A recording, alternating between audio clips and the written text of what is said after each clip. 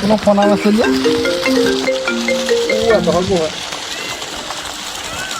hello શું વાત કરો ના ના ના હું એ બોલો નહીં રહેતો ઉવે હા પહેલા રહેતો ઈરાવડી પણ હવે એક નહીં રહેતો ઉવે ઉવે હગા એક મને એક જમીન મસ્ત મળી ગઈ છે રોટચ મને જમીન મળી ગઈ છે ઉવે હા એ રહું છું જમીનની કિંમત છે 90 લાખ રૂપિયા સાચું હગા ના મને તું હોય તો તમે ખાલી એકદમ જોવા આવો હોય નજારો કેવો કરે જો ખાલી હા વિડીયો કોલિંગ મને નહીં આવડતું યાર તું રૂબરૂ આવતા મજા આવે હા રેડો હાલ મારે પેલું મુહૂર્ત કરવાના થોડું એટલે એમ હું તમને પછી ફોન કરું હો એ હા ખરેખર હગને પેલો બોર વપરાશ પણ હું પાડ્યું નહીં હાલ કોઈને હગાને કેવું નહીં ખાલી બધું કમ્પ્લીટ થઈ જાય ને એટલે પછી સપરાઈ ચાલું હાલ મને ખેતરમાં જવા દે તું બે દાડા ના આવ્યો હું હાલત મારું કેટલું વધી ગયું શું કરવાનું હવે મારે શું કરવાનું યાર આ બધું હાલ યાદવું પડશે મારે તો કરાઈ ગયા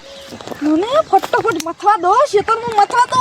એટલે શીફને ખબર પડે કે આરે મજૂરી મથે છે યાર ના ના યાર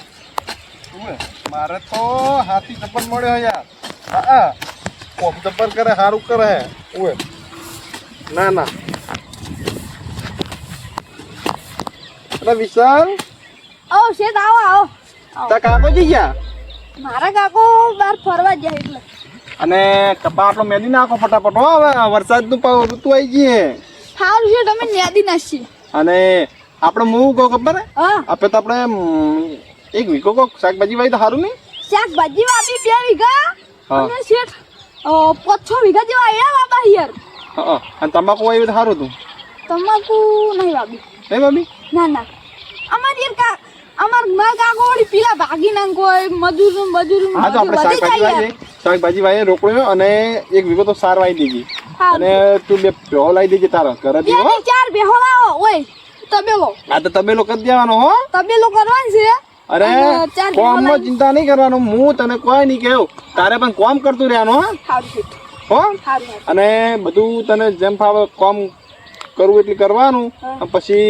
બધું આવતું રહેવાનું હો બોરે સારું કશું વાંધો નહીં શેઠ અને ચા પાણી ખાઈને બાઈ જવાનું હો સારું શેઠ અરે હું જઉં રહું એ સારું શેઠ મારું બેટું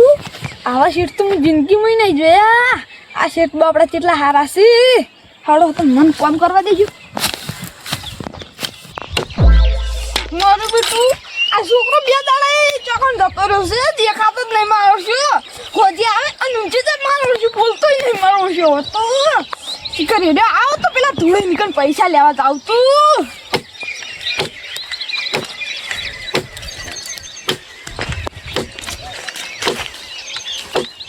ક્યાં મૂર્ખો આવ્યો વેલા ફોરવા નહીં દેતો ને ક્યું આવ્યો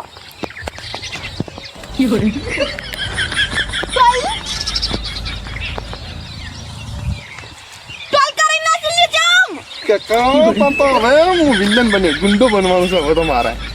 ગુંડો તારા નહીં બનવું તાર કાકો બરાબર છે ગુંડો તું કોલ કેમ કરાઈને કેજે મને ઈ તમને ના ખબર હવે ગુંડો બનવાનો છે અને હવે કાળા ચશ્મા લેવા જઉં છું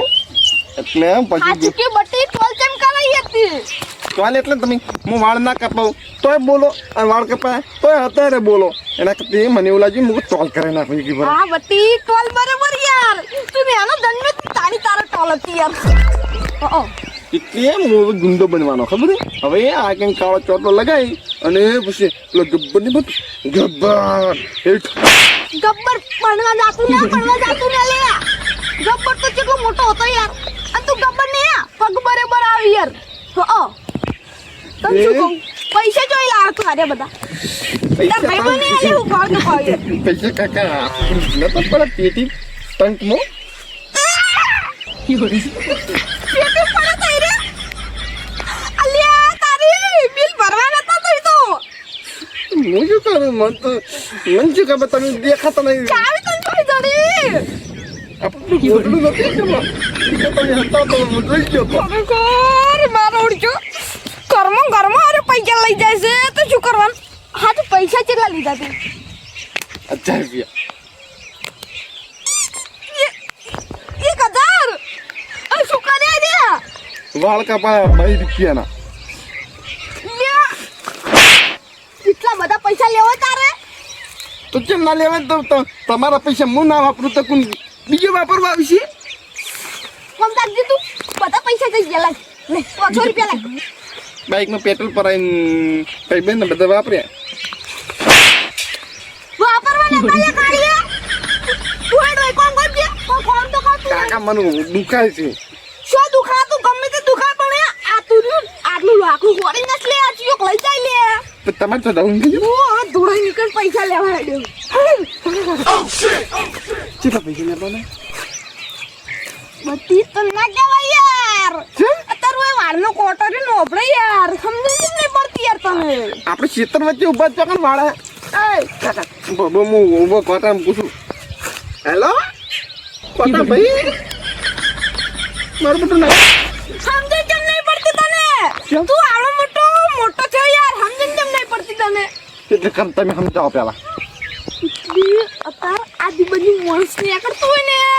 પેલા ભાડી જાય લે ખબર કેમ નહીં પડતી તને હા હોય તો આપણે ખેતર વચ્ચે તો ઉભા હોય તો કોણ આવશે ખેતર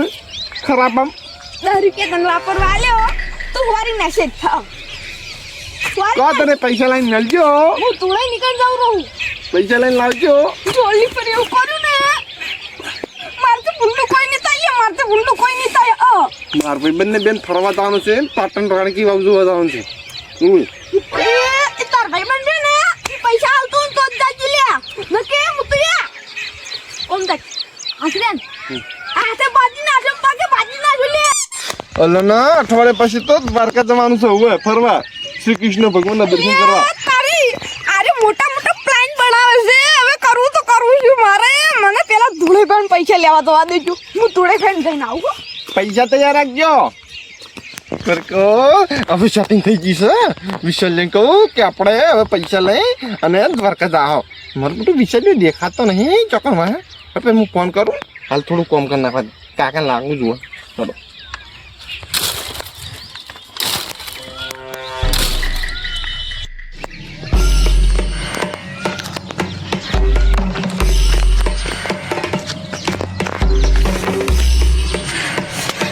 ધૂળે આ તો પૈસા ના આલે મને તો એની ધૂળ જ કાઢ નાખું જો હાલે મન જવા દો હવે તો ઠાડું ખરકો ચાલનો બાઈક લઈને જશો સજ્યો પણ હજી આવ્યો નહીં મારો પટ્ટો મને હજ વચ્ચે મેલીને જતો રહ્યો આપણે વળે આવ્યો અરે ભાઈ તું ચાલનો જતો યાર આઈ જો લે પડે ના પડું યાર ભાઈ શીખી ગયો લે તું યાર પાણી યાર બરોબર સાઈડ પર રાખો દે એ તું કેમ ભાગ રાખે છે દેખાતો નહીં હોતો હું ભાઈ બાજુવાળો બોર નહીં લે ઈકણ ભાગ રાખું છું પણ આ તો થોડું કોમ માટે બાઈક લઈ ગયો તો યાર યાર તું મને તો પણ હાથ વચ્ચે છોડી મેલ્યો રોડ વચ્ચે ઉભો રાખ્યો તો કોકને ઘરે ઉભો રાખ્યો તો સારું હતું એટલે હું તને જો ઉભો રાખ્યો ખબર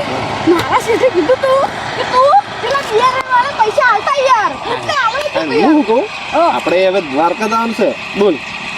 મારું શું શેઠને પૂછવું પડશે લે હા તો તું શેઠને પૂછે કે ગમે એવું તાર કાકા શેઠ તો જાણતે હે તાર કાકાને ચમન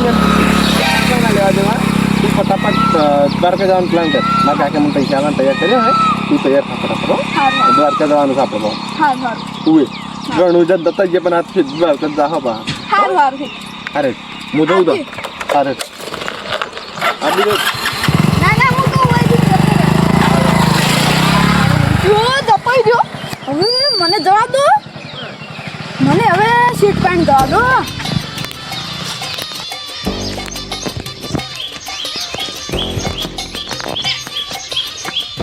સુળાઈ તું ખાલી એકદમ બહાર નીકળ લે સુળાઈ બહાર નીકળ તું એકદમ ખાલી આ મારો બનાસકોઠો